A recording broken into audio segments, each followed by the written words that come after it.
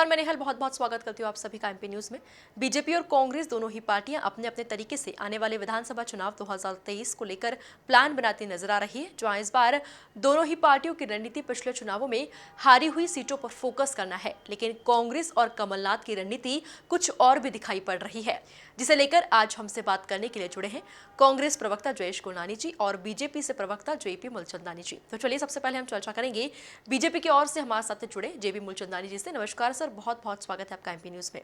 Sir, सबसे पहले बात करें तो मिशन 2023 को देखते हुए बीजेपी और कांग्रेस दोनों ही पार्टियां अब इलेक्शन मोड में नजर आ रही हैं, जहां कमलनाथ का जो टारगेट है वो 28 विधायक है, जिनके कारण उन्हें सत्ता खोनी पड़ी थी। तो वहीं बीजेपी 103 विधानसभा सीटों पर जीत का खास प्लान तैयार कर रही है। बीजेपी से कैसे दिखती है? देखिए, भारतीय जनता पार्टी की स्पष्ट नीति रहती है, वो जनता की सेवा में विश्वास रखती है और जनता जनार्दन के दिल में रहना भारतीय जनता पार्टी के कार्यकर्ताओं को और नेताओं को आता है। टारगेट की बात हमेशा कांग्रेस करती है। हमारे लिए चुनाव टारगेट नहीं होता है। हमारे भारतीय जनता पार्टी में परिवार भाव से और जनमानस और जन भावनाओं को देखते हुए जन सेवक के रूप में हमारे जो शीर्षस्थ नेतृत्व है उनके नेतृत्व में पूरा काम चलता है। और उसी प्रकार आपने देखा होगा कि केंद्र सरकार से लेकर स्टेट सरकार से लेकर नगर निगम तक सारी जगह भारतीय जनता पार्टी का परचम लहरा रहा है।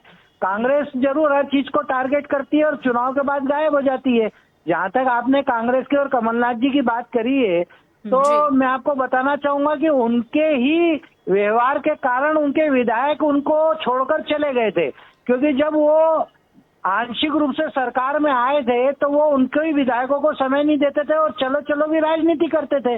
तो उनके विधायकों को ये लगने लगा कि जब वो हमारी सुनवाई हमारी पार्टी में नहीं हो रही है तो जनता की सुनवाई कहाँ से हो पाएगी। अब कमलनाथ जी वापस चुनाव के समय एकदम प्रकट हो गए हैं, तो जनता अच्छी तरह कांग्रेस का चाल चरित्र चेहरा जानती है, क्योंकि उनके पास न तो नीति है, न नेतृत्व है, न उनके पास कोई प्लान है।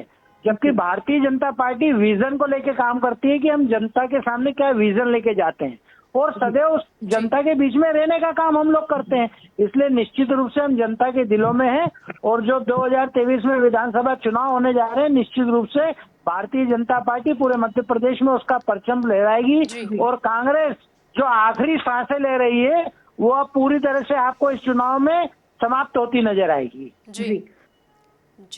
जी, कमलनाथ का टारगेट जो है वो 28 विधायक हैं। मिशन 2023 को लेकर बीजेपी का क्या कुछ टारगेट है? नहीं, देखिए, जैसा मैंने आपको बताया, भारतीय जनता पार्टी टारगेट को लेकर काम नहीं करती। पूरे मध्य प्रदेश की जनता भारतीय जनता पार्टी के व्यवहार से, नीति से, नेतृत्व से संतुष्ट होकर भारतीय जनता पार्टी को वोट देती है। माननीय शिवराज सिंह चौहान जी, माननीय विष्णुदत्त शर्मा जी और केंद्र सरकार में बैठे हमारे यशस्वी प्रधानमंत्री नरेंद्र मोदी जी के नेतृत्व में पूरा चुनाव का कार्यक्रम होता है। और आपने देखा होगा कि हम लोग उसमें बहुत अच्छी संख्या में, बहुत अच्छी जो है वोटों से हम विजयश्री का हासिल करते हैं। जनता का आशीर्वाद सदैव भारतीय जनता पार्टी के साथ रहता है, इसलिए हमारे लिए कोई टारगेट नहीं है। हमारे लिए तो एक जनसेवक के रूप में मध्य प्रदेश की सरकार एक स्वच्छ सरकार बने, एक समझदार सरकार बने, जनहितैषी सरकार बने और जो जन भावनाओं के अनुरूप काम करे वैसी सरकार बने। और उसके लिए मात्र एक ही जनता के पास विकल्प है, वो है भारतीय जनता पार्टी। तो मुझे लगता है कि हमारा टारगेट तो पूरी विधानसभा है। हमारा टारगेट कोई 1 या 2 या 28 या संख्या की बात नहीं है। हमारे लिए तो पूरे मध्य प्रदेश की जनता हमारी जनता है, जिसके दिलों पर हमारे शीर्षस्थ नेतृत्व के नेता राज करते हैं और भारतीय जनता पार्टी की पॉलिसी को जनता अच्छी तरह जानती है। इसलिए कमलनाथ जी जरूर हो सकता है किसी चीज के टारगेट को लेकर काम करते हैं, टारगेट मिल जाता है तो ठीक है, नहीं तो वो खुद ही गायब हो जाते हैं। तो इस बार जो है कांग्रेस जनता के टारगेट पे है। कमलनाथ जी किसी को भी टारगेट बना ले, पर जनता के सामने टारगेट बहुत स्पष्ट है कि कांग्रेस का सुपड़ा साफ होना है मध्य प्रदेश से।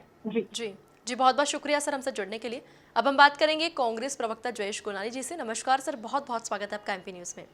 सर, सबसे पहले बात करें तो मिशन 2023 को देखते हुए बीजेपी और कांग्रेस दोनों ही पार्टी अब इलेक्शन मोड में नजर आ रही हैं, जहां कमलनाथ का जो टारगेट है वह 28 विधायक हैं, जिनके कारण उन्हें सत्ता खोनी पड़ी थी। तो बीजेपी 103 विधानसभा सीटों पर खास प्लान तैयार कर रही है। कांग्रेस इसे कैसे देखती है?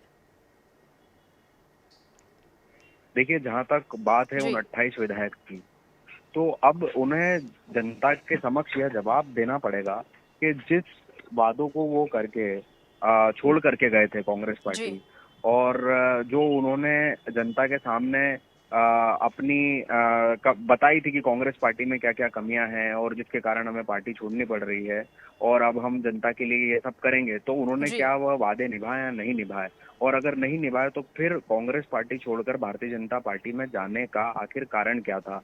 यह सारी चीजों का सामना जो है उन्हें अब करना पड़ेगा। तो इसलिए 28 जो सीटें हैं, यह एक वैचारिक युद्ध है। वैचारिक जी। युद्ध इस बात का है कि कांग्रेस पार्टी की यह विचारधारा है कि लोकतंत्र जो है वह जीवित रहना चाहिए, सिर्फ अक्षरों में नहीं, सिर्फ संविधान में लोकतंत्र लिखा हुआ है, जी। इससे लोकतंत्र जीवित नहीं होता है। लोकतंत्र जो है वह असलियत में तब जीवित होता है जब लोग, विधायकी उसे मानती है कि हाँ, लोकतंत्र जो है वह इस संविधान का एक अटूट हिस्सा जी। है। तो कांग्रेस पार्टी यह चाहती है कि लोकतंत्र जीवित रहे और भारतीय जनता पार्टी वहीं दूसरी ओर लोकतंत्र का दमन करना चाहती है। तो यह एक वैचारिक युद्ध है, इसीलिए 28 जी। सीटों पर जो है बहुत महत्वपूर्ण फोकस रहेगा कांग्रेस पार्टी का। जी। जी। सर, बीजेपी जो है कांग्रेस पर निशाना साधते हुए 2023 में सरकार बनाने का दावा ठोक रही है। कांग्रेस 2023 में जीत को लेकर कितनी आश्वस्त है?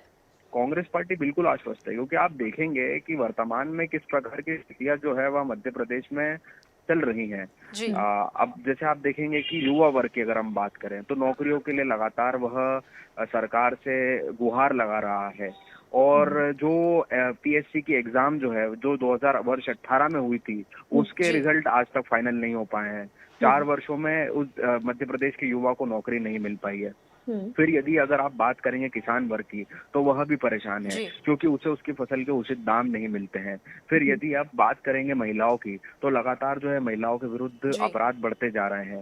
तो पूरे प्रदेश में बदहाली छाई हुई है, और कर्जेदार यह जो है सरकार है कि कर्ज ले लेकर के यह जी। लोग जो हैं जी। बताते हैं कि हमने डेवलपमेंट किया, हमने विकास किया है, परंतु असलियत यह है कि आज की तारीख में मध्य प्रदेश कर्ज में डूब गया है, और जहां इन्हें पैसे खर्च करने चाहिए वहां नहीं करते हैं, सिर्फ और सिर्फ मूर्तियां बनाने के लिए जी। और सिर्फ जो है इस प्रकार की दिखावटी चीजें में इनका एक किसी इवेंट को ऑर्गेनाइज कराने में ये लोग पैसा खर्च करेंगे, परंतु यह लोग वास्तविक रूप से जहां पर सरकारी खर्च जी। का उपयोग होना चाहिए वहां पर नहीं करते हैं। जी, बहुत बहुत शुक्रिया सर हमसे जुड़ने के लिए। तो देखा आपने, जहां दोनों ही राजनीतिक दल अपनी अपनी रणनीति पर फोकस कर रहे हैं, सत्ता और संगठन में बैठकों का दौर जारी है, खास रणनीति बनाई जा रही है और जिम्मेदारियां भी सौंपी जा रही हैं। कुल मिलाकर अब ये पार्टियां आने वाले विधानसभा चुनावों की तैयारियों का आगाज कर चुकी हैं। देखने लायक होगा कि इनका ये जोर, इनकी ये मेहनत कहां तक जाती है और जनता किसके साथ अपना समर्थन देती है। फिलहाल अभी के लिए इतना ही, और भी खबरों के लिए देखते रहिए एमपी न्यूज़।